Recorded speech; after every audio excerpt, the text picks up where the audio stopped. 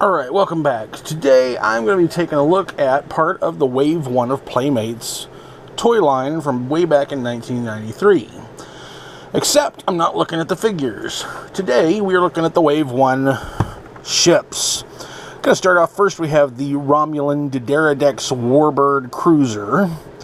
Unfortunately right now it does not work. I need to get the contacts have actually completely corroded out right there. So I've got to try and see if I can get that fixed. But back when it did work, you see it had 4 buttons here on the back, and they would light up inside the warp nacelles. Let me get that angle right. Right down inside of there, and inside of there. And that was really the only light up feature it had. It did make sounds, and what was funny about this one is that it only has the one little sticker that comes already attached here on the front. Mine's getting kind of funky looking, but it's the Romulan seal. And none others, but that's because, honestly, the scale of this ship was so big that trying to have stickers in scale for the size of this particular ship would have been pretty complicated.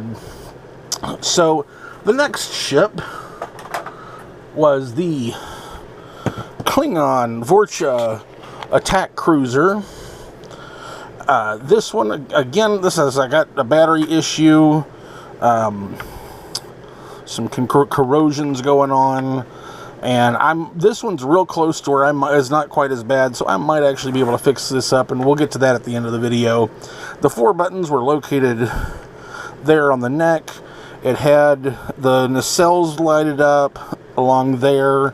And I think this little piece here on the front also lit up. This was actually one of the really cool ships that I liked from the show that they introduced in the Next Generation, because it has the very obvious carryover from the Klingon ships that we saw way back in the original series, but it's, you know, definitely way more updated, looks a lot more menacing, you know. It's pretty cool in general. I did actually already have to do a slight bit of a fix on this. When I got this little port here on the front, which I'm not entirely sure what it's supposed to be. My best theory is, because we saw in Deep Space Nine that the ship would connect to the docking ports like this, that this is probably supposed to extend out and be their hard connection point for space dock.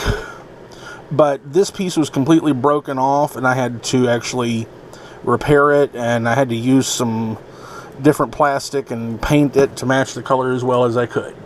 Now you're probably wondering, why did you show us the alien ships first before showing us the big one, the Enterprise? Well, that's because of this. The Enterprise that I have is one I have not been able to find the one that I had as a kid, but I found this online, $8, and so I bought it, knowing already how badly yellowed. You can actually see just straight off the warp nacelles. The warp nacelles look great, but the top of the whole ship, which if I flip it over, you'll see the bottom is completely fine. The top is completely darkened yellow. I did already try one thing that someone had suggested, and that did not work. So I'm going to be doing a video where I attempt a restoration on this. I've been talking to some people, getting some ideas on how best to do it, and hopefully in a short time you'll see a video called Enterprise Restoration. This one, it does work. I don't recall if do I have... No, I don't have batteries in it. It does work. The nacelles do light up.